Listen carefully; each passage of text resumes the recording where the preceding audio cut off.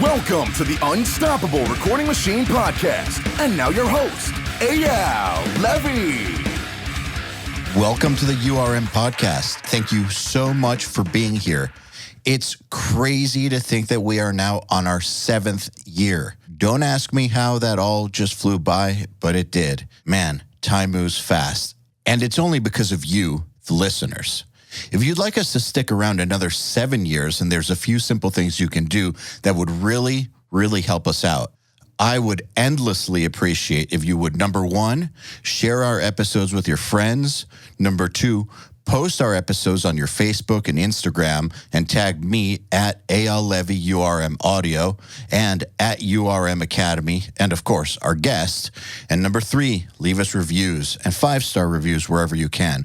We especially love iTunes reviews. Once again, thank you for all the years and years of loyalty. I just want you to know that we will never charge you for this podcast, and I will always work as hard as possible to improve the episodes in every single way. All we ask in return is a share, a post, and tag us. Oh, and one last thing. Do you have a question you would like me to answer on an episode? I don't mean for a guest. I mean for me. It can be about anything. Email it to me at eyal@urm.academy. That's EYAL@urm.academy. There's no .com on that. It's exactly the way I spelled it. And use the subject line, Answer Me EYAL. All right, let's get on with it. Hello, everybody. Welcome to the URM Podcast. My guest today is George Lever, who is coming back to the URM Podcast. He previously did episode number 253, and it's a great one. You really should check it out. George is a powerhouse of a producer and a mixer, and his client list includes bands such as Loathe, Sleep Token, Woven War, and a bunch of others. And you might know him also as a frequent contributor to URM. He's done a Nail the Mix. Like I said, he was on the podcast. He does a ton of YouTube content for us, lots of mix rescues. Like, he's a big part of our community and just a insightful, awesome dude. I present you, George Lever. Welcome back to the URM Podcast. Cheers, man. All I want to say is, like, what the fuck is up? Let's go. Yeah, let's do this. Yeah. All right, you were saying in the pre-interview that you're not so sure that you can really teach ambition or grind. What do you mean? I guess that extrapolates from I've wanted to. So we've talked about building a team, right? And which is why I felt really at home working alongside you and the rest at URM, because everyone knows what the fuck they're doing and how shit works, and they're all killers, right? And stuff happens, and I found that experience of witnessing how teamwork works really, I got jealous. Like, just no bullshit. I got jealous that I couldn't have more people around me that didn't suck. And so I went through the process of entertaining the idea of working alongside with someone or teaching someone everything that I knew, so that if I wanted the option of having an assistant or someone that could do, you know, small stuff like session setups, like, just, it's not, I don't need someone doing everything for me, but it's more like, download these album files and set it up for me, and we'll make coffee and I'll teach you stuff and I'll show you how I do things, and just someone to hang out that doesn't suck with, right? Suck with? No, someone to hang out with that doesn't suck. Could go any which way. Oh, just, you know. We'll let the listener's imagination run wild. No, I can't say all the stuff that's in my head, but okay. I got really stunned at the fact that if you go up to someone that goes, I'm into audio, or I have an interest in this and I'm trying to grind or hustle and find my way up the ladder, or whatever it is that people say when they're starting off, because I've never said that in my life. If I put an opportunity in front of someone and don't explain it to them, like literally go, I'm trying to give you money so that you can work with me, or I'm trying to give you experience, they don't get the hint. The example being is that I'd have drum sessions coming up. And for me, having someone there so that I can have someone that's in the live room moving stuff whilst I'm listening is really useful, because I can be like, oh, okay, this mic needs to move however far to the left. And having someone in the room that can hear me say that, do it at the same time, is like having a person that's a dynamo, but for mics and drums and stuff. It took 6 different people before someone turned up and was just like, I'm ready to learn. I tried explaining it in layman's terms. No one seemed to be motivated to learn. It seemed like they wanted the 5 tips how to not be a wet wipe. 5 tips to being my competition. 5 tips to taking over my studio.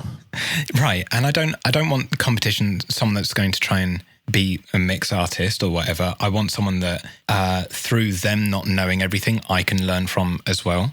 If you see what I mean. Because there's been plenty of times that's in the last 12 months where I've worked with someone that did everything the wrong way round, completely. Obviously worked in Reaper, sorry. But I was there going like, oh shit, by you getting it wrong, I now know, like, you've made a sound that I have not heard before, so now I'm going to reverse engineer how you fucked it up into something good, and then I'm going to have that skill. But you know something, though, that sticks out to me about what you just said? It took just going through 6 different people to find someone who was even willing to work in the first place. That is, and I've said this before, but yet again, this is more evidence that I'm right. There is very little competition out there in the world of audio. This idea that it's oversaturated is bullshit. It's oversaturated with consumer level people, which is great. As far as people actually wanting to be pro and serious about it, there's not that many. No.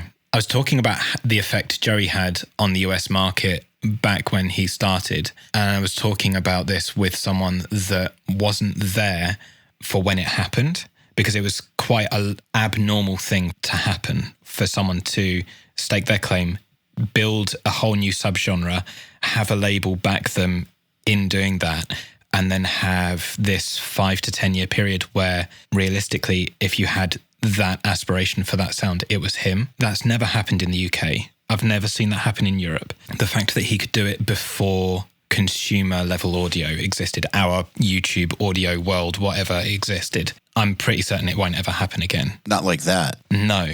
And it's interesting, even if you don't like the genre, and even if you don't like Joey, it's an interesting thing that happened to study and understand how it happened. It's one of the reasons I chose him as a business partner. Sure. I think that makes complete sense. Without even knowing him, I pursued him, and I don't think I liked him. I didn't know him, but he had a reputation, and we were in direct competition to him too. Okay. So I didn't have great opinions, but I still approached him. I was like, that guy would be the guy to do this with, because there's nobody else who would be right because of the impact that he's had. Sure. Well, I think that's subtopic, isn't it? About at what point in business or a business relationship do you have to like the person that you work with? You don't have to be friends with them. I do like him. Now. Let me just say, he turned out to be a cool guy, but I approached him anyways without knowing him. Even with whatever preconceived notions I had, I still went for it. Just because the impact that he had, the way that I saw it was this home studio thing, this consumer level audio, this bedroom thing is going to explode. There's no way around it. I've been seeing it going in this direction for years and years and years in real studios. Joey tapped in before anybody. He should be on this team. Yeah. So talking about the saturation of the market or audio in general, when you look at what Joey managed to do at a point where realistically with the old school way of approaching things, where you had to have a studio, it was kind of seen that you had to have a desk, you had to have a separate live room, you had to have Neumann mics, you had to do it this way. He managed to encourage the market to accept an adaptation of how music was made. And the likelihood is that what happened then is probably going to happen again in a completely different way from this point forwards. We don't know what that looks like yet because the evolution hasn't happened, so we can't really predict it the same way it wasn't predictable back then. But if someone is saying the market is saturated, they really need to look at how history was, how things were before, how they are now. So I think there's equal opportunity for everyone at this moment in time, realistically, to find their place. It's not about saturation. It's about actually, is what you do valuable? Is it important? Does it matter? Yeah. Are you willing to do what it takes to make what you do matter? Right. Who was it, or where does that information come from with there's no room for me in this industry? Who's saying that? Lots of people. I've been hearing for a really long time, and people say this about all kinds of creative industries, but I've heard it a lot about recording. Don't move to LA. It's super saturated. Don't move to Nashville. It's super saturated. Don't try to become a high-level engineer. It's super saturated. Don't try to work for someone like Will Putney. It's impossible. Don't try to work under a high-level producer. It's impossible. All these kinds of ideas that people have because there's this weird notion out there, and I'm not sure where it started or how it started, but I know that it's out there because I deal with people who believe this. They just think that there's so much competition that it's just pointless to even try. But out of all the people who are recording, the people who even have the motivation to work are a tiny group of people. Out of the people who have a motivation to work, people who have some, aptitude towards this, that's an even smaller group of people. Out of the people who are willing to work and the people who have an aptitude for this, people who have some sort of people skills to go with it, even smaller group. And then aptitude, willingness to work, people skills, and then just timing wise, not just the ability to work, but the ability to actually, go without making money for 6 months or move to another city, those things, that's an even smaller group. So those are 4 pretty big filters for actually landing something in this line of work. There's very few people left on the other side of those 4 filters. And I really do think you kind of need to pass through all 4 of them. Probably right.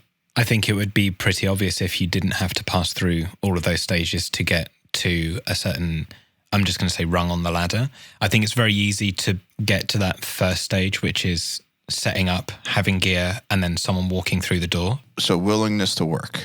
Right. So I think that stage is where the most, if there's going to be saturation, it's going to be that. Someone thinking, because I have this, I can. And then not taking into consideration, it's the sort of person that sets up any type of business in a new market that they don't understand completely, and then thinking that on the outside it looks easy. Yeah, but there's also a lot of people who have the aptitude but don't have the others. So, for instance, a lot of people will have the aptitude but not have the work drive or the people skills. Some people will just be cool but not have the work drive or the aptitude. Or some people will have the people skills and the aptitude but are fucking lazy. It's just to have all 4 of those coexisting, that's rare as shit. Yeah, it's possible to learn all of them, but it comes down to the individual's acceptance of... I don't think it's possible to learn 2 of them. You don't? No, I don't think it's possible to learn grind. Okay.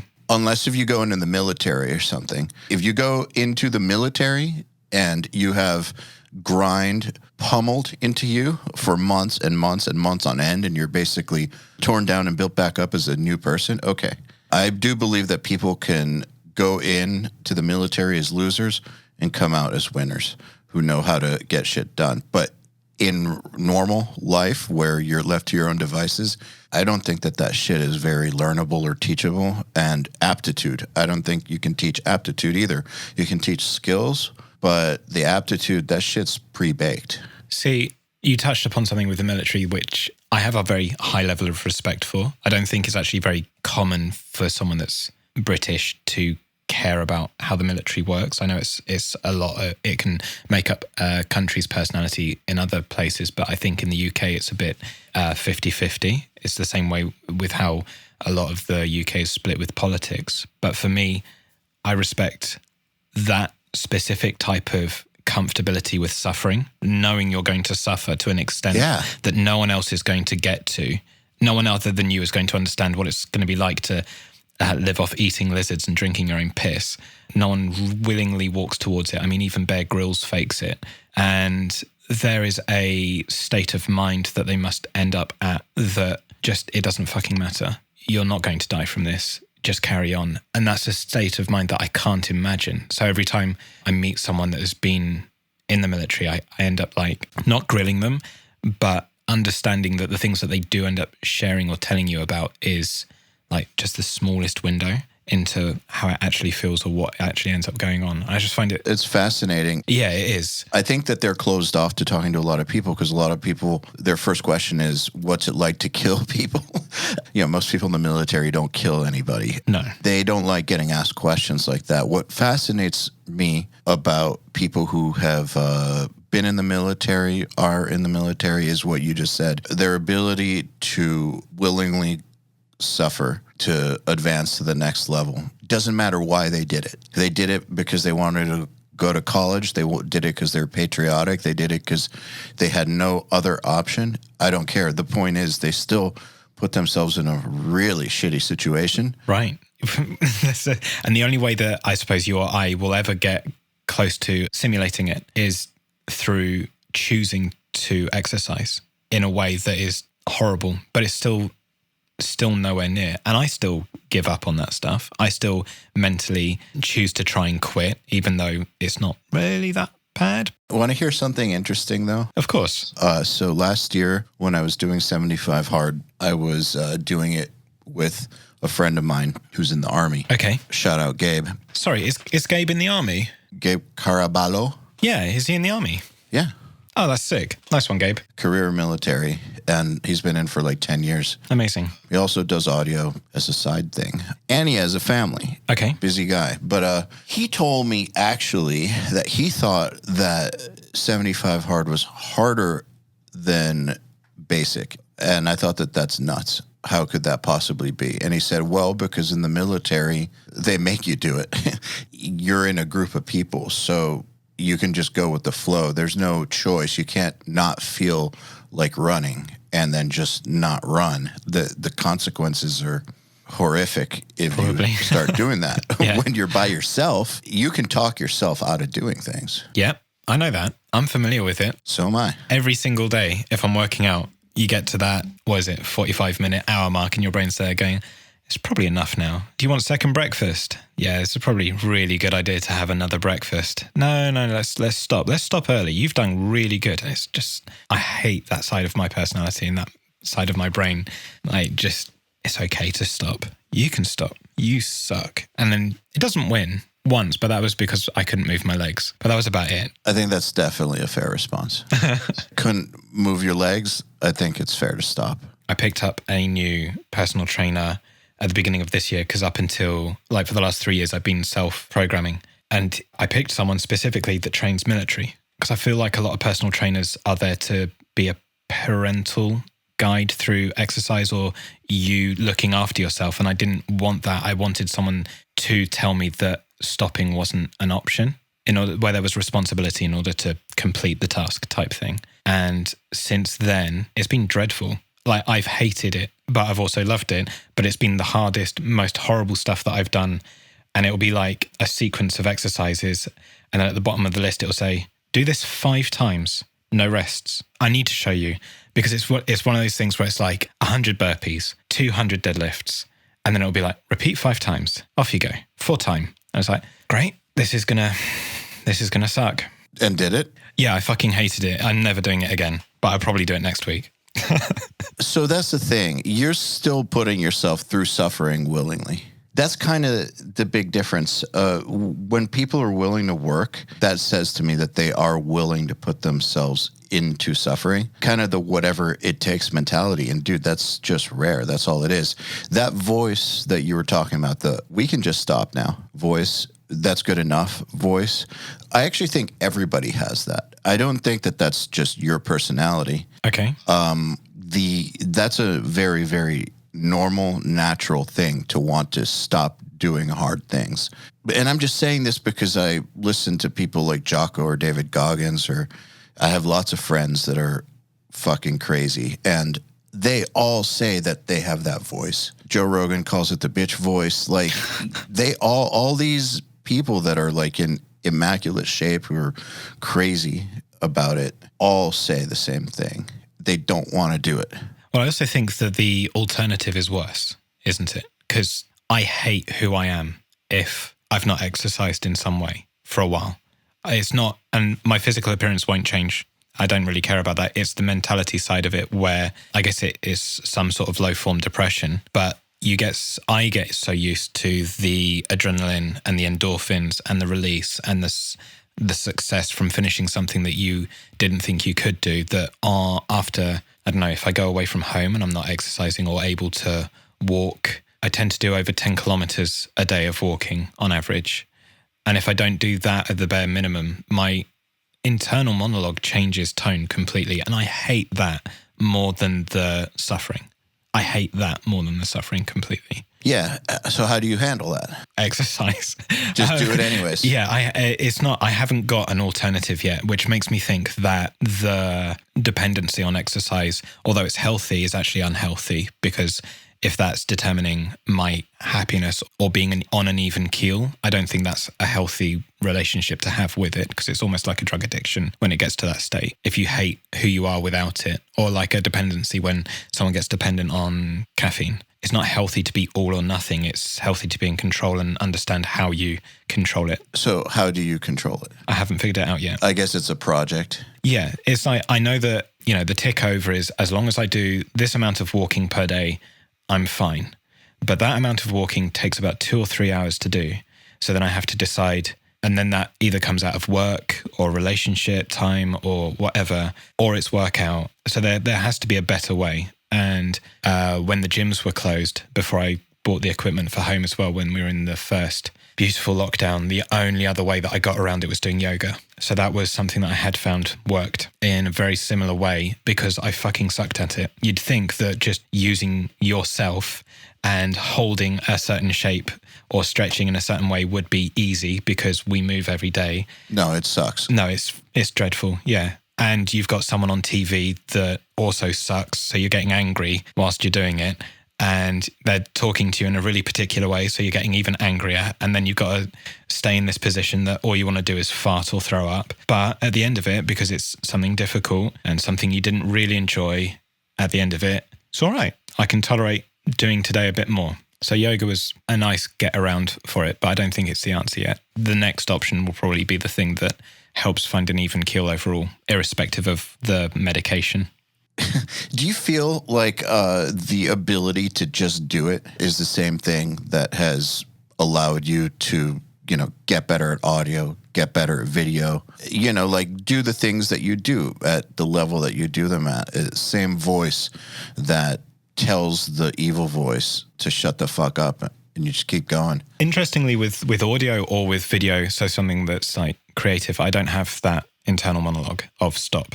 That hasn't existed of this is enough, or you can stop now, you've gone far enough. It's what I do have is the tendency to procrastinate, or did have. And when I realized that to choose to procrastinate is still spending energy because you're making the thing take longer by not doing it, I realized that procrastination it isn't any better. It's still worse. You're just deciding that you want it to take longer when you decide to procrastinate. So it's just a lot easier to stop getting distracted on social media or anything and just get on with it. But typically with audio and video, I don't have that inner monologue of just stop. It's not really been a choice thing. That's interesting. I have the just stop voice with every single thing in my fucking life. Really?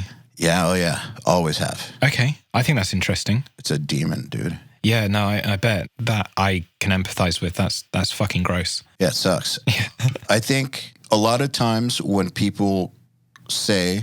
successful people say that they're lazy, I think they're being completely serious. And so people on the outside don't understand it. But successful, lazy people, their entire life is a battlefield mentally, because you're fighting your nature the whole time. So there's very little on earth that isn't, it's like, if I'm doing one thing, I want to stop doing that thing. Right. If I'm doing the thing that I stopped for, then it's like, well, I need to be doing this other thing. I need to stop this thing I'm doing. Like, I always want to stop everything I'm doing, and it's always a struggle, and I always need to work myself up into doing things. Yeah, I can completely relate to that. Always. I mean, all I've been doing for the last week, I haven't done any music. I've just been trying to get my studio into shape for the next thing that we do for URM and everything that comes thereafter with regards to video. And I got to sanding, and my brain was like, you could just put it all back together and not do it. I was like, this is day one.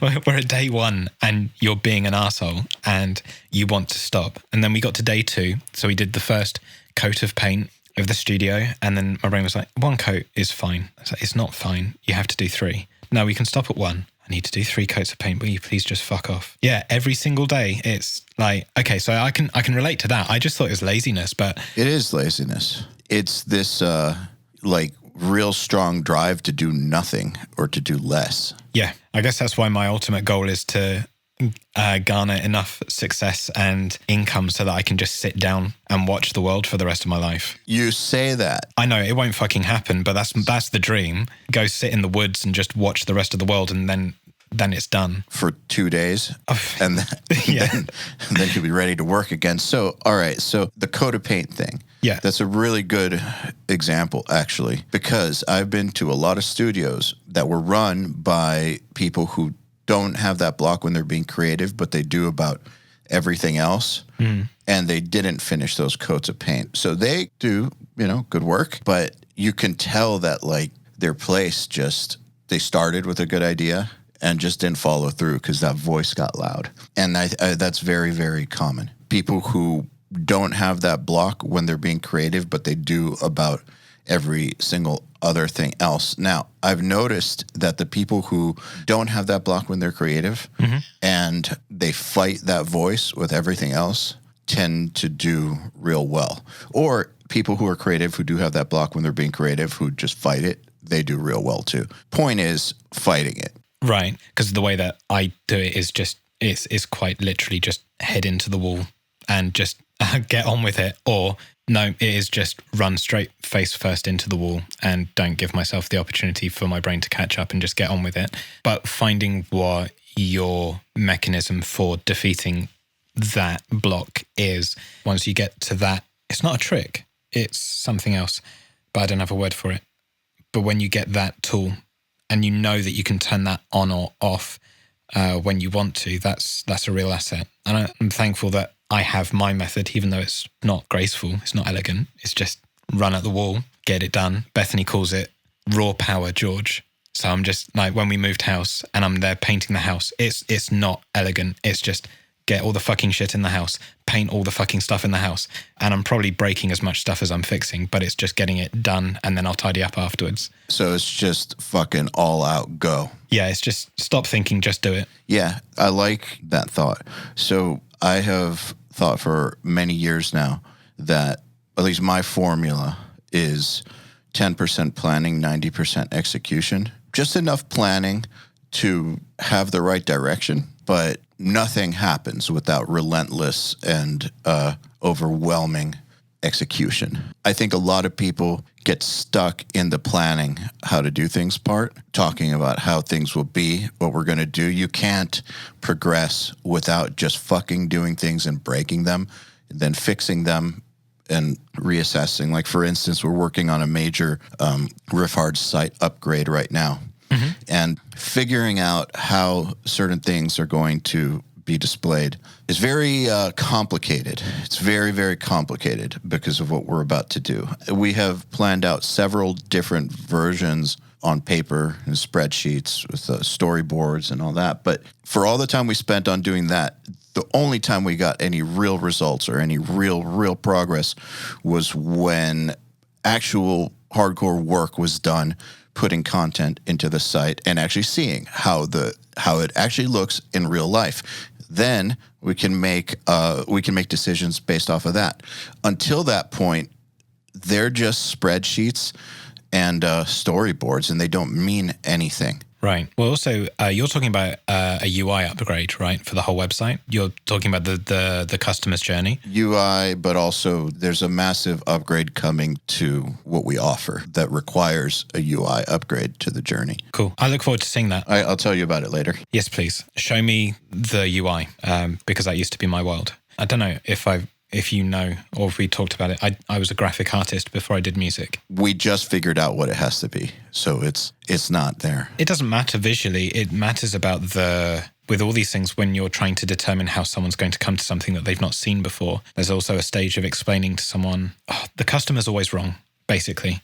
And in order for you to get them to engage with some things, you have to show them a way of interacting with either content or products that they've never seen before, that they then go, oh, okay, actually everything else is wrong. And the only experiences that I've had are based upon bad. The reason why I talk about this is because I'm doing software stuff, and that requires, so I understand this journey and this sort of pain again of trying to explain to someone why almost everything that exists at the moment within reason is broken in some way because they are building or designing based upon a design language that someone else designed that is also wrong. So like trying to find the way of doing something the most effectively with the least visible options in front of the person so that the choices that they get to make are not predetermined for them, but easier to make because they're refined in such a perfect way that they immediately understand that what they're looking at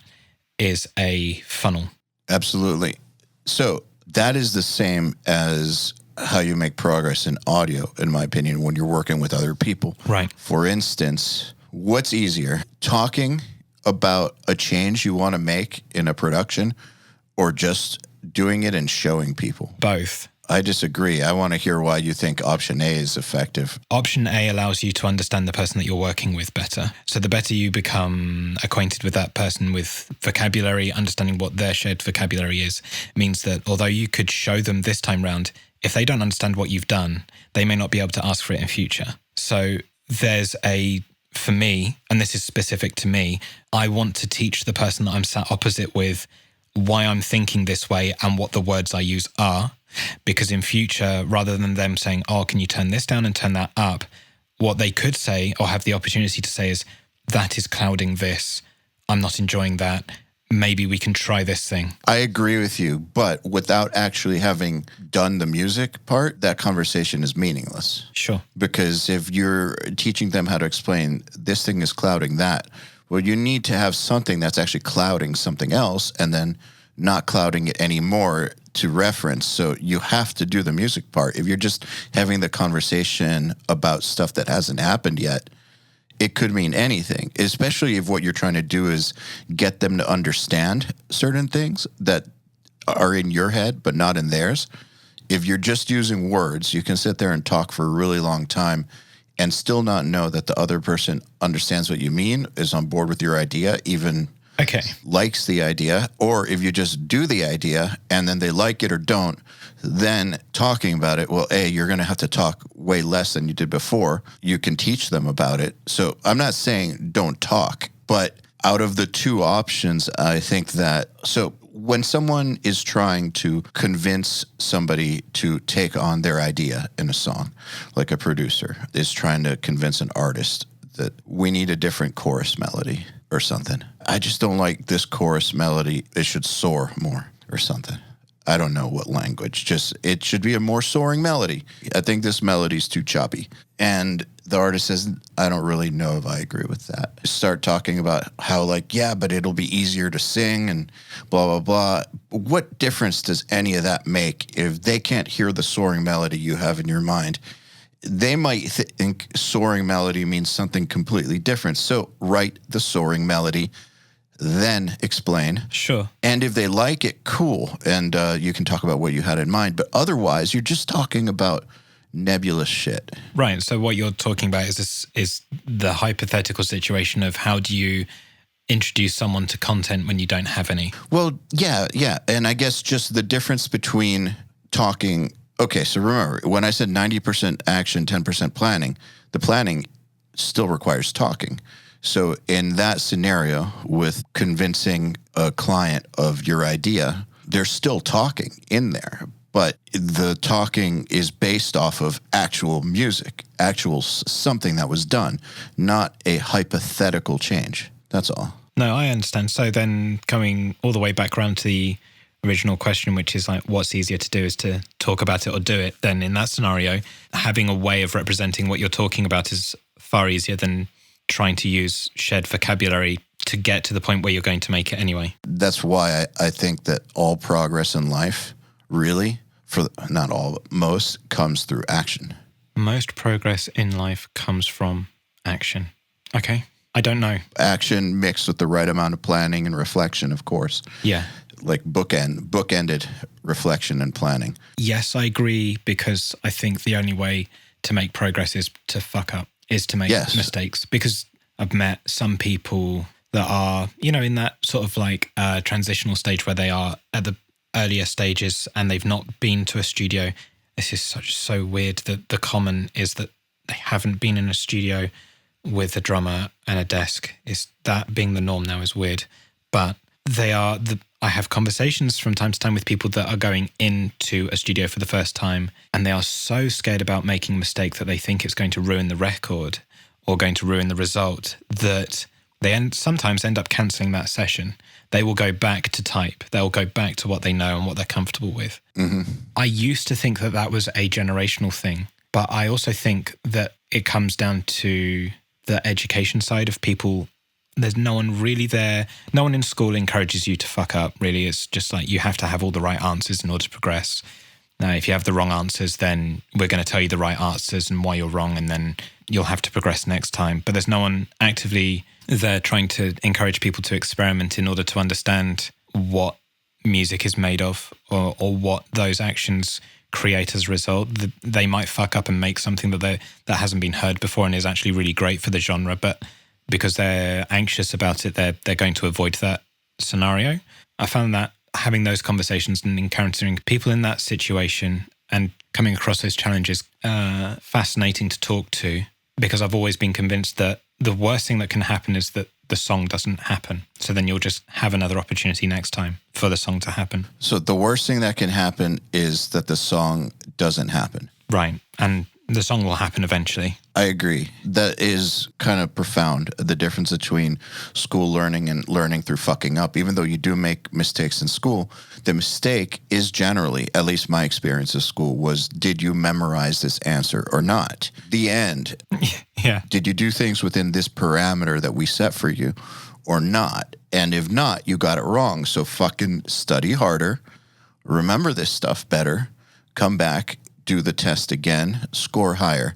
But like in the real world, in my experience, first of all, there's no way to find out the right answers in advance because at least in my world, you don't know the right answers in advance. Like we're guessing about what's going to work. And so the only way to find out is by doing stuff and it doesn't work. Right. And then you realistically, if you're being a scientist about it, a life scientist or whatever, you reverse engineer the process of what happened, where it went wrong, why it might have gone wrong, and what you'll do differently next time. I mean, I fucked up 3 months ago and I didn't even notice that I did it. I come home and the band don't know this, but I know now as a result of fucking up, know enough in order to resolve these issues. What happened is halfway through tracking a song with tracking drums, the gain staging on the desk changed. Like all of a sudden 10 dB went straight into the mics. Whoops. And it was intermittent. So every take had this error.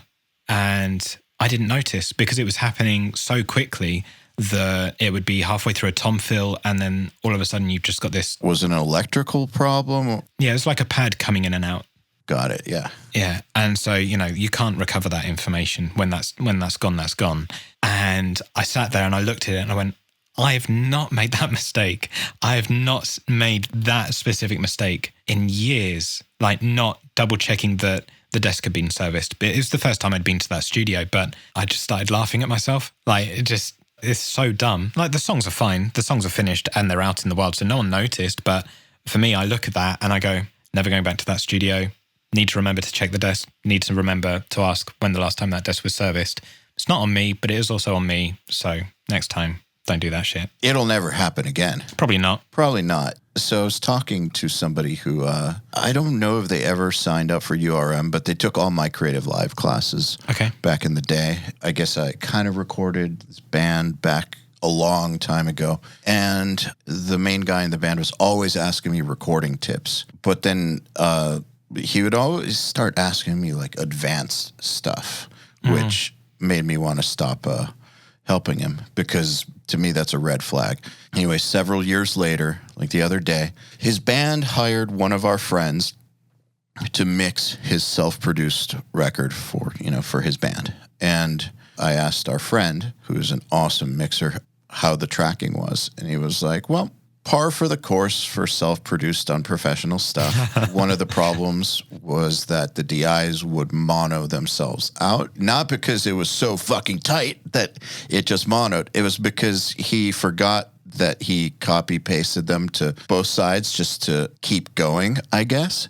So I talked to him about it, and he said he just forgot that he didn't double certain parts for real. It's like, how do you forget that? And then he said, look, back in the day when I was asking you for advice and you say stuff like, make sure you've got no noise in your DI, like all these kinds of real fundamental but real important things that if you don't take care of them, you might have problems. Check the tuning. Just have your guitar set up, things like that. He was kind of blowing that stuff off and wanting to move towards parallel compression, MS processing, mixing huge arrangements, like shit like that. And he told me that he will never ignore the simple stuff again because he just learned in a very embarrassing way what happens when you just try to make everybody think that you know everything and you have no fundamentals under your belt. So why do people have hard-ons for parallel compression and mid-side EQ? Because I see, it comes up in the URM group on Facebook and stuff. Because it sounds like a silver bullet. Right, because this comes up so much. It comes up so much on the group and came up that way before the group too. So back in the Creative Live days and stuff, I would go off on this stuff on my Tumblr blog before all this and on Creative Live. Okay. People back then were also going nuts about stuff like this. Weird. It's just because I think that some people put out some blogs once upon a time or some videos about it, or on Gear Sluts, people talked about it, and it sounds like it does amazing things, which, parallel compression is real cool. It does do amazing things. MS processing is pretty fucking sweet if you do it right. But the thing that a lot of amateurs or beginners don't realize is that when professionals are talking about things that are effective, they might be talking about things that have 1% of an effect on the overall mix. It's the smallest move. The reason why I ask is because actually it's come up so much, and I've seen it being mentioned so much that they're like moths going towards a shiny object, basically. Well, it's come up so much that I've been like there going, should I be doing this? Because I don't do it at all, because I don't think I've ever bothered with mid-side EQ, because I've always looked at it and gone, pretty destructive, can't be bothered, move on to the next thing. Because it came up so much and people are going, this is the advanced shit. And I'm like, wait, should I? Because I'm here. Should I be doing this? Should I be trying it? It had such a counter-effective, not influence, but I doubled back on myself and started looking at my workflow and going, wait, am I missing something? Is it that big a deal that I'm missing a stage that could be a part of my workflow? I never understood, because for me, the coolest part of what you can do is increase, now this is mega nerdy, is increase your dynamic range potential. Bringing down your noise floor is the more interesting side of trying to smush everything together and obliterate the stereo field. If you can bring down the noise floor, then you have more space to work within in the first place. I don't understand why people don't talk about that stuff, but that to me is that's the stuff that will change your mixes overnight. Right. If you get that under control. Exactly. And no one's there going I guess you can't sell a plugin on noise floor, can you? That's why we had you do a gain staging fast track. Sure. And that's why we make it mandatory. Mm-hmm. Because people, if they had the option to skip that, they would. Yeah. They wouldn't want to put the paint on the walls. Yeah. It's ridiculous. I understand, though. Like I said, I really do think that it's people acting like bugs towards a bug light. Now, I think, though, to answer your question about MS processing, if you wanted to explore it, I think that would be appropriate, because you're at a point with your work where you are looking for, well, what can make a mix 1% better, 0.5% better, right? Mm-hmm. You're trying to get something that's really great to even greater, extract every last possible drop of quality out of it. So why not why not C? Well, 'cause But at a beginner, man, that's not the thing they should be worried about. No, not at all. But I guess to answer your point on that is because I was always taught that the end result should re-feed and reinforce where you start from. So if the end result is bad, it's not about throwing more tricks into it to get that 1%. I always feel like the end result is a direct reflection of how well I did at the very first stage, I guess. So did I get the tracking right? If the tracking or the timing determine how big your mix feels, how wide it gets, and then how tight it is or how gridded it is. Which then equals how loud can your master get? Right. And so that refeeding the initial stage or going back or getting a mix done and then going, actually, if I edit this a little bit less good, if I actually make this slightly worse, it'll sound slightly bigger. And if I make this slightly tighter, it'll actually sum to mono a bit easier. And then I can push this in this way. And then that's like the extra 1 or 2% is that it, for me, is that refeed back to the very first few steps that you can take and that initial decision making based upon the band that's in front of you or the mix that's in front of you. I guess that's why I've not looked at the parallel compression or mid side EQ. I've always felt when I started, I never understood them, didn't understand them. But you use the mix knob on things, right? On one bus. So you're using parallel. Yeah, okay. But I guess that's the only example. So you found one use for it. Great. Yeah, and it's not the be-all and end-all because I could have the mix knob at 100. I would just have a little less of what it's doing. Yeah, but you used it and it's not all over everything. But, the MS processing does have some benefits for people who use it well. Does have some benefits like ability to very easily, filter below a certain frequency and put the low end into mono. I mean, there's other ways to do that too. Yeah. There are good things you can do with it, but I agree, it's not a be-all, end-all, not even close to that. And more than anything, I think it's more of a fixing tool for mastering engineers. Okay. When they get a bad mix where the sides are not very well balanced with the middle, it's a very effective tool for that. Now, mastering engineers, though, they're dealing with like 1 dB, half a dB. The level of detail they go into is definitely something I don't have the patience for. And the level of subtlety that they'll use that shit with is generally not going to ruin anything. No. The way that I think a lot of these beginning mixers are looking at stuff like MS processing is like that it's going to be this 1,000-pound bomb. Okay. No, that makes sense. Hey, everybody. If you're enjoying this podcast, then you should know that it's brought to you by URM Academy. URM Academy's mission is to create the next generation of audio professionals by giving them the inspiration and information to hone their craft and build a career doing what they love. You've probably heard me talk about Nail the Mix before, and if you're a member, you already know how amazing it is. At the beginning of the month, Nail the Mix members get the raw multi-tracks to a new song by artists like Lamb of God, Angels and Airwaves, Knock Loose, Opeth, Meshuggah, Bring Me the Horizon, Gojira, Asking Alexandria, Machine Head, and Papa Roach, among many, many others. Over 60 at this point.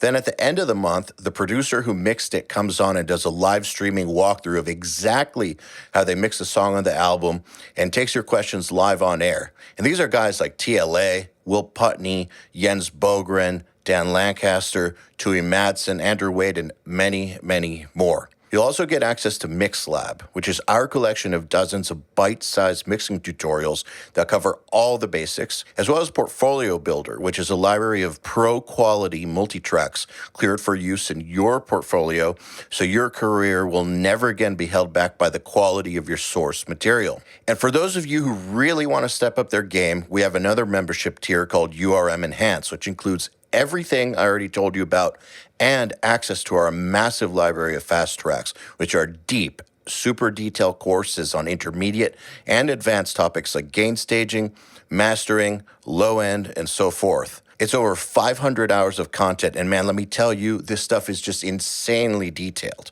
Enhanced members also get access to one-on-ones, which are basically office hour sessions with us, and Mix Rescue, which is where we open up one of your mixes and fix it up and talk you through exactly what we're doing at every step. So if any of that sounds interesting to you, if you're ready to level up your mixing skills in your audio career, head over to urm.academy to find out more. I just talked about it with Nick about like audio myths, about things that get passed on as rule of thumb that you're not supposed to break. Have you done a video on that? We're working on it, yeah. We're talking about that being like a YouTube series. Yeah, that's a good one. It's just myth busting, and then we pull up a subject, we go and find out why it originated in the first place, what it meant, and then is it useful now? That's the next evolution of it all, I think. Cool. Yeah, so like there's examples of that where it's shit like don't EQ more than 3 dB on anything in any direction. Like, or don't overcompress, or if you're doing this, you're wrong. And the interesting point is actually tracing that original quote backwards in time to see why it existed in the first place and what it meant. And it normally comes down to desk noise and tape, pretty much, and the limitations when tracking down. But to see people carrying it as like gold in the digital age and having to explain why that's not a thing anymore, especially with 32-bit floating point recording, it's, do whatever the fuck you want. If it sounds good, fine. I had to boost 30 dB of low end into something, and then when I'm reading these sort of like don't do more than 3 dB, I'm there going like, if you read that as a starting engineer, like first thing you read is no more than 3 dB, you'd be fucked. You'd stop, and you'd be questioning yourself over something that has no place in the job now. And so having these sort of like, it's not snake oil, it's just being able to sniff bullshit and think outside the box, think for yourself, use your brain a bit, follow the breadcrumbs, encourage people to do their own research and see if they are sort of being misled or not. High pass everything. 100%. However, if you are distorting the living shit out of something, or 50 odd tracks, probably useful to high pass. Stuff, yeah. Yeah. Of course. But high pass everything as a rule, just period, just high pass everything. I got asked, when you export stems for bands to play live, do you high pass it again? I was like, what do you mean high pass it again? But don't you high pass everything? He didn't reply. I was like, why would I high pass it without asking them when I send it out? And then I was like, where did that question come from? Where did he get that? It's a shame he didn't reply, because that could have led to another episode in order to follow down. But the idea that people end up with these little things where it's like, you must do X, you must do Y. I always get curious as to where they got them from in the first place, or who's still saying that in the first place. I like this, man, because I get hit with these a lot. Yeah? Yeah. Oh, I guess so. Yeah, no, you're the face of the fucking company, so sure. I have a lot of these. Sometimes they irritate the shit out of me. Sometimes I think they're funny. Okay. They irritate the shit out of me when someone gets belligerent about them. Really? They get... Well, you don't see it in URM, okay? So URM, we have a great culture there. Yes. Where belligerence is not allowed. So I'm thinking pre-URM and what I've seen other places on the internet. Yeah, people get belligerent about this shit. Just go to some other audio group and watch how people behave about this dumb fucking shit. Okay, so talking about that, have you been on audio engineering, like on Reddit, the subreddit? I've popped in and out at times. That's my favorite thing to read at the moment, just in general, to get like an idea of what the general temperature is for bass level recording, and just sort of seeing, because I was having this conversation with Finn when we were establishing like the tone of voice for the YouTube content, and I hadn't realized how not negligent but naive I was about the bass level recording knowledge of early doors producer, right? No, and he said that the people that subscribe to URM are miles, no, it's not even measurable, ahead of the majority of people that use the internet and record audio. And he started sending me all these links of examples for this is the bass level standard, and you're still going to get people that are worse than this. Going down that avenue and trying to find the places where those people talk has been really enlightening. Yeah. And it's just, it's one of those things where, you're on the toilet, you're going to read Reddit, so I may as well read this and see if it's going to be funny. If you're in the URM community a lot, it's easy to think that that's how the wider world is. Right.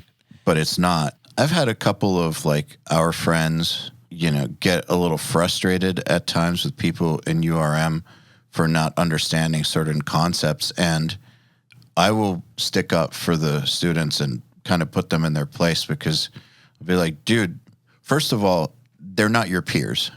Your peers are in there, but these are students. A, B, they're trying to learn. C, go to some other groups and see what it's like, then come back, because you should just shut the fuck up and appreciate that there's this many people who are really trying to get better, right? Who are being cool. Doesn't it make you pine for how the Sneap forum was? Yes.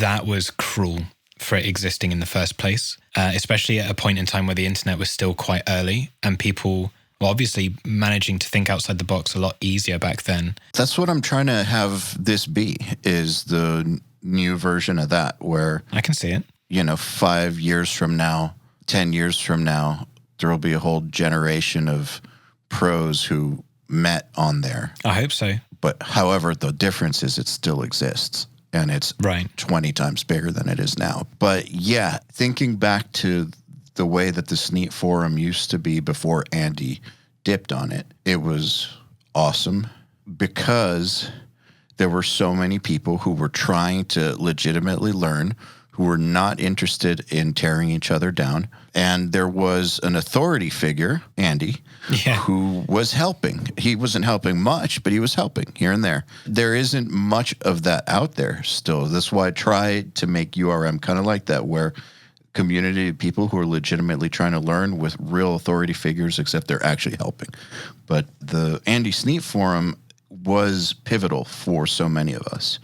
Because of that, there was nothing else like that. There were no other places on the internet where people were that cool and that focused on getting better at the same thing. Anytime I went to other groups, forums, I'd noticed that it was a lot more about people just trying to sound smarter than everybody else or wielding some sort of power of some sort.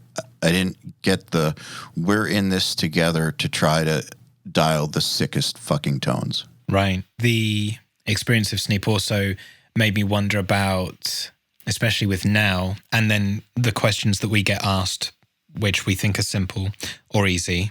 It makes me wonder about what happens in the next decade, where the information about not gain staging, but how a fucking desk works, why things are like this, why plugins and outboard are different but also useful, how to take transferable skills from inside the box and use them in the real world whilst it still matters. For example, a really good one is, so I started with program drums. We all did, within some reason or another, until we got into a studio. I started with Superior Drummer. And so my base knowledge was Superior Drummer. And when I got into a studio, first time, cut my teeth, doing drums, I was stunned that what I thought sounded bad or was told was bad from Superior Drummer, because it was quote unquote raw, that real drums were way worse in terms of they were dark. They had information that I had never heard before. I didn't understand what bleed was doing there. I couldn't take the processing that I was using on Superior Drummer and then apply it to the live drums, but they're supposed to be, they're supposed to be the same, but they're not the same, but they are the same thing. There's going to come a time, I think, if we're not careful, where that knowledge or that way of thinking of why audio that exists outside of the box, I suppose, why it sounds the way it does and why things work the way they do, and how much effort it takes to get them to the point that people are used to because of convenience. And it's not that they're doing something wrong, it's just that you kind of been not lied to, but just misled a little bit. But this is why your tricks or your skills won't be completely applicable starting from the computer going outwards, but everything that you learn in the real world going back into the box will definitely be applicable. Does that make sense? No, it makes sense. But what I'm wondering about, what you're wondering is, do you think that it's just going to get like real bad or something? Or like, do you have a pessimistic outlook on that? Because I can't tell. No, I'm just curious, because I never thought I would get asked the questions that I'm getting asked every day. I never thought that someone wouldn't be willing to take the time to understand if they don't like why something they're doing sounds bad, or why they don't like the sound of it, that they're not willing to experiment in order to find out how to make it sound good, or how to improve upon it, or how to follow the breadcrumbs. And if it's something as simple as a guitar DI, if they're going from doing something as complex as doing MIDI programming up to real drums, and they don't have someone as a mentor or a thing to follow or something that explains it to them, there's going to be a likelihood where it will be, sounds bad, stop, not going to bother, because it's not as good as the plugin. I don't know. Okay, so the question though is, isn't that just their certain individual's personality type? I hope so. But I always find it interesting that the question exists in the first place, because I never asked those questions, even when I was starting. What this means is my expectation is for everyone to consider things the way that I do, which is not going to be happening, but that's my internal bias about it. Yeah, so I think that what you're describing has nothing to do with the time period or the generation. I think what you're describing is just some people have this chip that they're installed with where if something isn't good enough, they're going to keep going until it is. And I don't really think that that's another one of those things that I feel like is partially more nature than nurture. I've met lots of different people in this world at this point, and I've noticed that there's a certain type of person that if they're not satisfied with something, nobody has to tell them to question it. They just do it.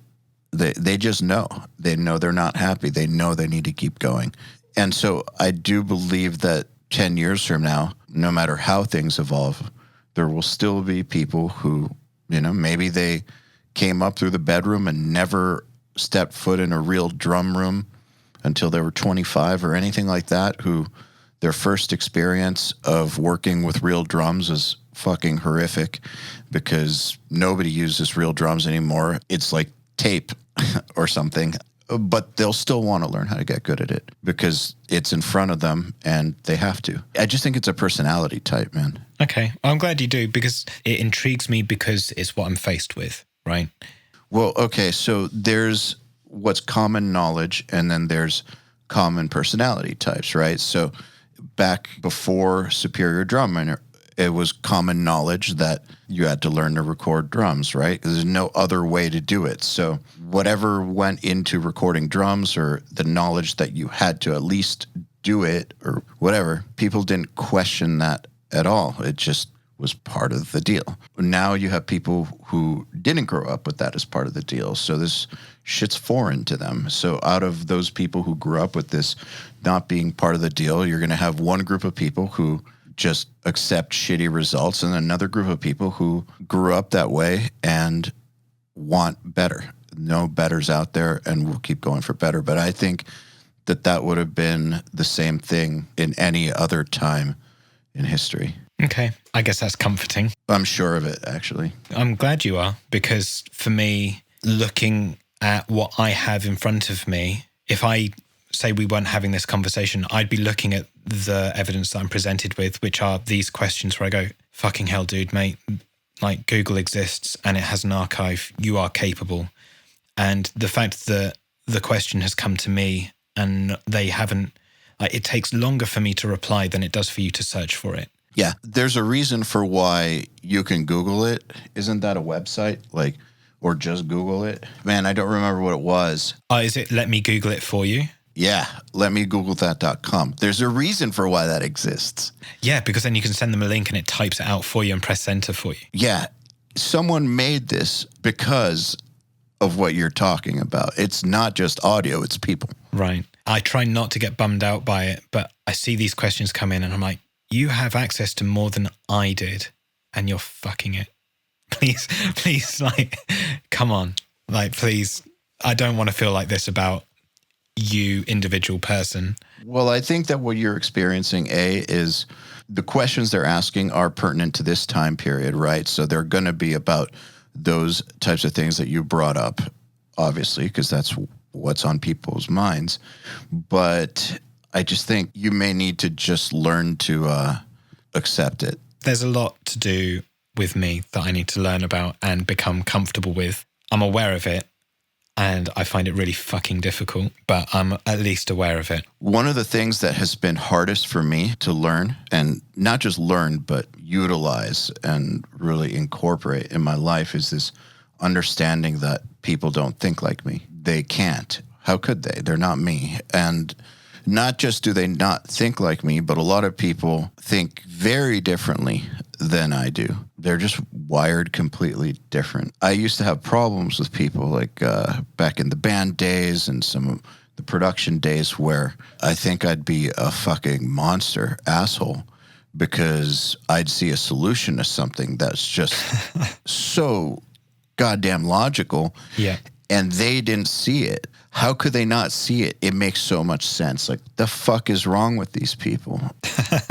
Yeah. I'm a lot nicer than I used to be, apparently. With URM, especially working with Finn, it's helped me get a lot better at this. And even now, I'll have things where I will see a very clear solution to something or have a vision for something and realize that I'm the only one that gets it. And that's okay. So it's my job to help other people get there too, or to get them to buy in. Even if they don't understand it, they should trust me on this, rather than me getting angry that they don't see it the way I see it. Like, I remember nobody understood the idea for the fast track library. Nobody. Okay. I had to fight really hard to not just get that started, but to keep it going, even if after it had been going for years. It's like our most stable product by far. It's more stable than Nail the Mix as far as retention goes.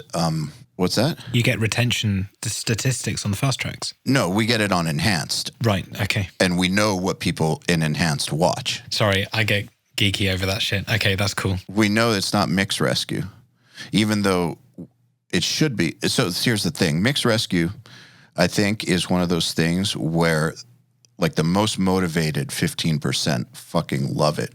And for those people, it's really important to do it, because those people who love it are the ones who are the most dedicated students. And they think that Mix Rescue is our best content. So it's one of those things where if you just did everything based on numbers, we would get rid of it. But numbers alone aren't enough. What type of numbers and what the numbers mean, that's a lot more. If we were to remove that because it doesn't get as many views as the fast tracks, we would be taking away our most dedicated students' most valuable resource that we provide. Anyways, things like the fast tracks, like, it seems like so obvious to me, this library and the idea for it, but nobody got it. Right. And I didn't understand how it didn't make perfect sense, but it didn't exist yet. So how could I have expected people to get it the way that I saw it? Instead of making it adversarial, I did it in a way that was more, I guess, team-like. Anyways, my point just being that it's hard, man. It's hard to come to the realization that people are just not going to see things and feel things the way that you do, even when you're right. Even when things are so glaringly fucking obviously right. You just have to deal with it. To further that, I got into a thought process. I was asking hypothetical questions with the band that I was working with. It was a couple of months ago.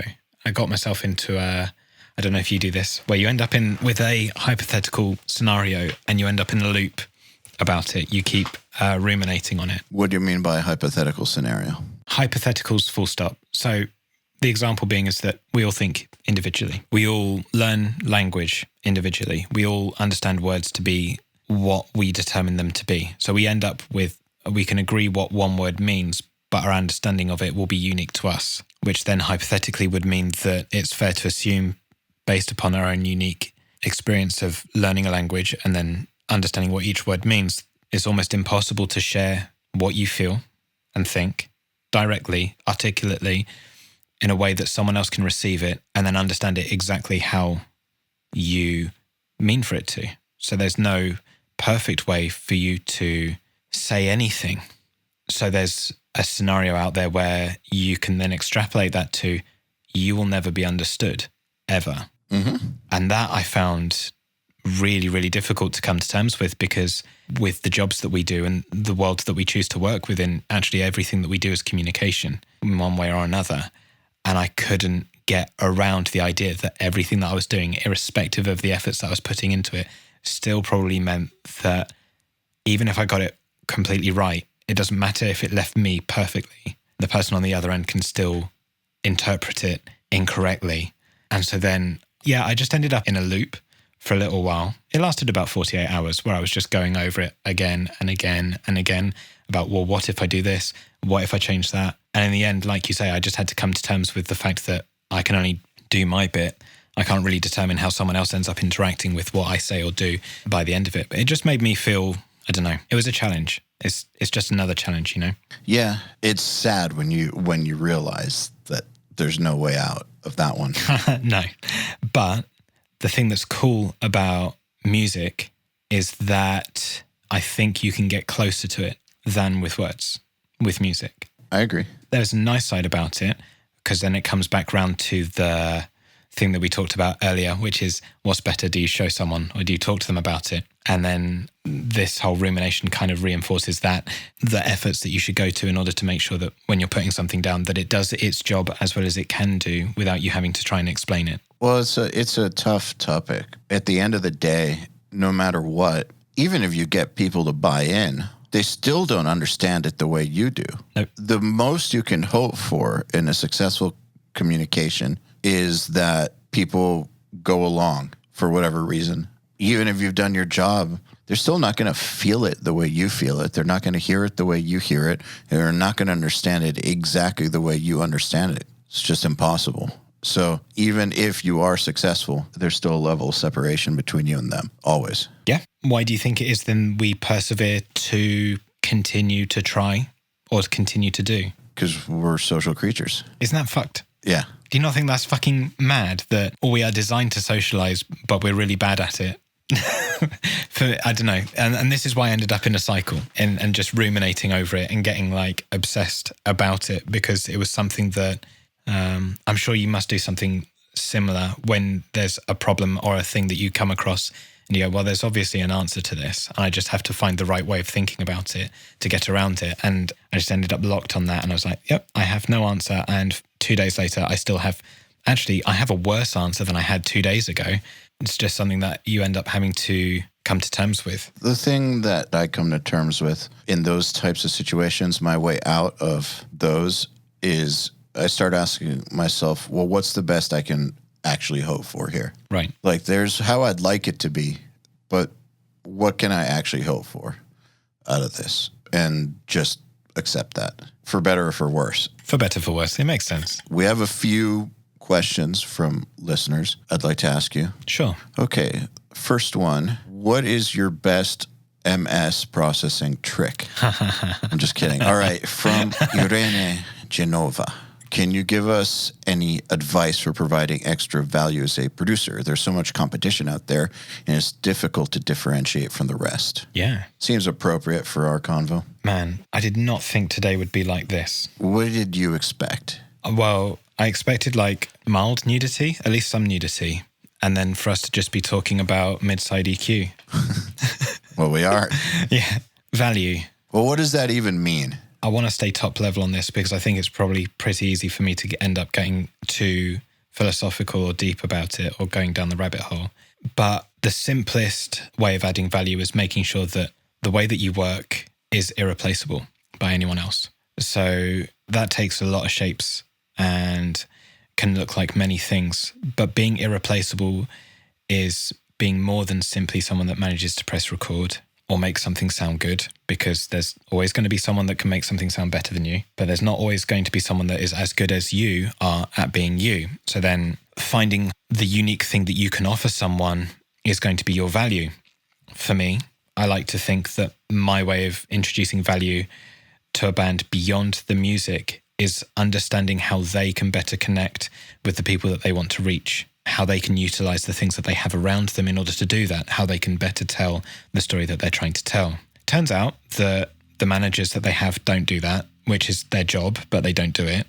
And so I spend the time walking them through understanding what the current climate looks like. So right now, at the moment, it's actually a lot about how to survive what's going to happen when we come out of our current pandemic situation. There's going to be a flood of information that happens, and how you stay top of mind during that. There's going to be a pandemic of information within music. There's going to be too many people releasing music and not enough places to play shows. And the people that are more important are going to get all the headlines. And the people that are doing DIY are not really going to get seen as much. So it's about how to navigate that, helping them understand what that climate can look like and how to devise tactics. That's my way of providing value to someone else that is completely outside of the job at hand. So your version of that may be something completely different, and it also may be something that I myself can never do. But value is being irreplaceable and finding your way of being irreplaceable. I want to bring up that when making yourself irreplaceable, this is going to sound funny because we're talking about it in a good way. Okay. I know there's some people listening who are going to immediately think of a nefarious way to make themselves irreplaceable. And we'll give you an example. So when my band was looking to level up, I knew that we were good enough to get signed. I knew it. I was right. But I also knew that I needed a mixer who was better than me to mix our stuff back in 2004. I could have done it, but I needed somebody who was better, straight up better. So I hired a mixer and I found a mastering engineer who had done a lot of huge metal stuff. This mixing engineer was hell-bent on mastering it, but I didn't want him mastering it. He wasn't very good at mastering. And he also was not happy with the idea that this other mastering engineer was going to make more than he did for the mix. But I remained steadfast on the idea that I wanted this person to master it. And what this person did to make himself irreplaceable was he mastered it and then deleted the unmastered mixes. I know this story, yeah. I know parts of this, yeah. So then we got signed. The label wanted remixes because we had a bunch of new songs and wanted them to sound like they were mixed in a similar way. But he figured, why don't we just try remastering them? We'll get them all mastered by Ted Jensen. Maybe it'll save us from needing a remix. Guess what? The unmastered mixes didn't exist. So that was just not possible. So it had to be remixed, at which point the label decided, well, someone else is mixing it. Mm-hmm. Someone else is Colin Richardson. So anyways, I've seen when people try to do nefarious shit to try to make themselves irreplaceable, that they become replaceable. The best way to be irreplaceable is by improving people's lives. You make their songs so much better when they work with you that why wouldn't they work with you? The things that you help them understand about the world are so profound that why wouldn't they keep coming back to you? Just the process of working with you or knowing you makes their lives better and easier. The end. Right. The one that I'm practicing at the moment, over the last couple of years, a lot of bands will have reached out to me in order to be the closer. I will be the guy that they bring the demos to. I will determine what their identity is. I will design that sound. I will help them be unique. I will determine how to take their MIDI and how have personality. But the problem I found myself facing with that is that actually it's my music and they're just playing it. And I don't like that feeling. Not because I want that music. It's more that it means that there is a situation here where I might be squashing their personality by me being the overarching personality in the music. So now the practice is actually, at the moment, is I'm trying to find as many ways as I can before they get to me of enabling or encouraging them to actually not spend time with me. So it means paying me less, but then there's more of them in the music. It takes longer and the outcome is more unique. And it raised a point to me that, is it Albini? It might be Albini. He doesn't do anything, does he? He lets the band come in and be them, and he amplifies that. I just talked to him, actually, about this. He's a conduit, according to him. Right. So I really spent a lot of time in the last year trying to learn as much about the things that I don't know about and understand the parameters of our job and the vastness of it. Because you have people like Albini, and then you have Rick Rubens, and then you have Eric Valentines, and you have different types of engineers that get involved or choose to live on the peripheral and ensure that you are amplifying their personality as much as you can. And I found that really fascinating that you can have all of those different types of successes, that I decided that for some of these bands, did not want to be imposing myself as much on their music as I was. So bringing it back around to the context of value is that I'm trying to give them more value by encouraging them to be them and actually save money and only spend the money with me that needs to be spent, which is counterintuitive because I make less, but it means that they are happier. I should be happier because I feel like I'm going to get something different to work with, and they're going to see that as valuable because they can then trust me, that I'm not just there to try and earn an income off of them by any means necessary. Yeah, that's great. You know, what I think too is that the way that you're approaching this is very much in line with your personality. You're keeping it true to what makes you feel comfortable and uncomfortable and your artistic sensibilities. I think with her question of how can you provide more value, it's hard for you to answer how she can provide more value. She's really the only one who can determine how she can provide more value because it comes down to, well, who is she? What does she know that they don't know about the world? What can she do that they can't do on their own? What can she bring to the table? She needs to know what that is, in my opinion. And if she doesn't know, well, the only way to figure that out is by kind of back to the beginning of the conversation, that 90% action shit. Yeah. Rather than trying to plan out how much value you bring to the table, get in there and try. The bands will show you where you are. What is it Dad says? Follow the fucking money.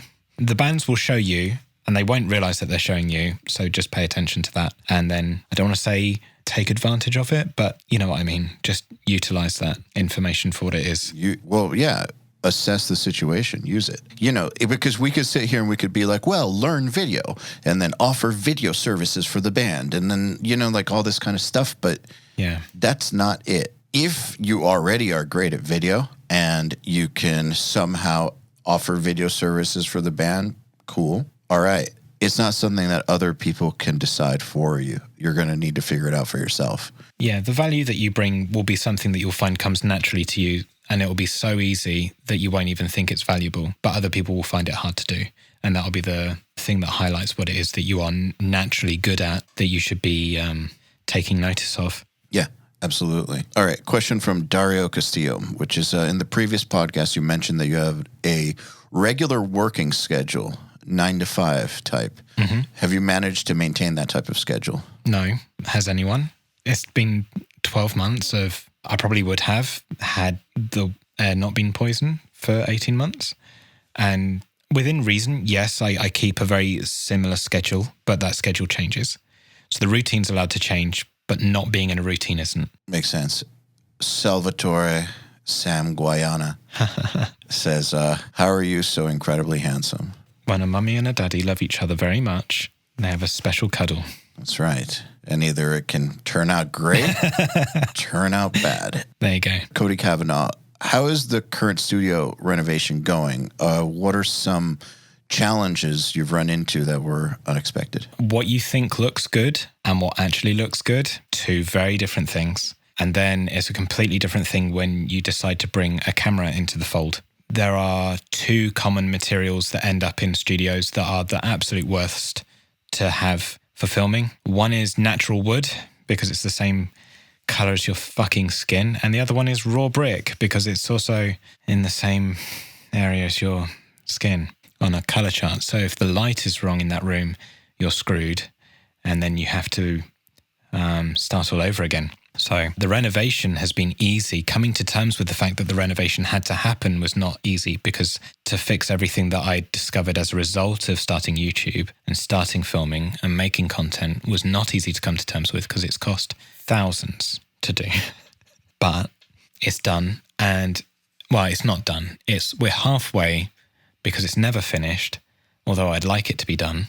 And so the paint is on the walls. And now what I've got to do is what is called set dressing. So the room functions. Today was the first day I got to listen to music in here with all the new treatment and stuff because I took out all my DIY treatment and brought in professionally designed treatment, it's made a bigger difference than I wanted it to because I didn't want my ego to take a hit. But basically, turns out if you want to acoustically treat a room, you can't just put Rockwool or Owens Corning in the room and it's magically okay. You kind of have to, apparently you have to take physics into consideration and... Crazy. Yeah, I will do a video for the URM YouTube about it. I need to obviously find a way of telling the story so that it's entertaining and interesting. But yeah, the ego took a big hit on the whole process of it. But it was worth doing, even if it did make me feel stupid. It's one of those things where once you learn how to do it right, you can never go back. Yeah. Also, the thing that you realize is that we talked about making mistakes. So falling forwards, right? I spent money making those mistakes. So there's often like a cost argument between pro and DIY. Sunk cost fallacy. Right. So the amount I spent on treatment equates to about a third of what I've just spent now on treatment, which means that had I done it right the first time, it would have been a third cheaper rather than a third more expensive. Oh, that's not the sunk cost fallacy. Oh, right. Okay. Sunk cost fallacy would have been you spent X amount of money to already do it the wrong way, so you're committed. Right. Okay. Well, I mean, I left it for 8 years. The first mistake was building a mezzanine. That was stupid. That's gone. I've learned a lot. It'll probably be more than one video because people can't pay attention to one subject on YouTube, more than one subject on YouTube. So it'll take a little while, but it'll happen. Well, isn't it funny how studio builds always take so much longer than expected? Because that planning thing, planning is only so good. It takes longer. And then if you want it to look good, have I shown you this? Oh, cool. These are the new lights that are going into the studio. I'm like looking up as if that makes sense. Yeah. They light up and down, and you can change, this is nerdy again, you can change the diffusion, so how soft the light is in them.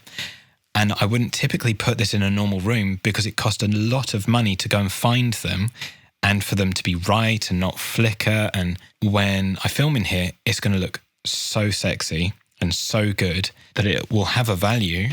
But there's doing the renovation side and a studio functioning and sounding good. And then, you know, like you were saying, you can see when people have put care and attention into the additional coats of paint and whatever, and that has a different value to you, or you take that to mean something about that person's personality or their sticking power, or however you choose to look at it. It means something. Yeah. Everything does. Yeah. Everything that you do is a reflection of how much you give a fuck. Even if you don't want to care about it, other people might care about it more than you do. And if you give less of a fuck, they'll not judge you for it, but they'll be able to measure you by it. Absolutely. And with that, I think it's a good place to Boom. End the episode. George Lever, I want to thank you for coming back on. Always a pleasure. Thank you very much. It's been nice talking with you, mate. Yeah, for sure. All right, then. Another URM podcast episode in the bag. Please remember to share our episodes with your friends, as well as post them to your Facebook and Instagram or any social media you use. Please tag me at EYAL Levy URM Audio at URM Academy, and of course, tag our guests as well. I mean, they really do appreciate it. In addition, do you have any questions for me about anything? Email them to me at eyal@urm.academy. That's EYAL at urm.academy, and use the subject line, Answer Me, EYAL. All right, then. Till next time, happy mixing. You've been listening to the Unstoppable Recording Machine podcast. To ask us questions, make suggestions, and interact, visit urm.academy and press the podcast link today.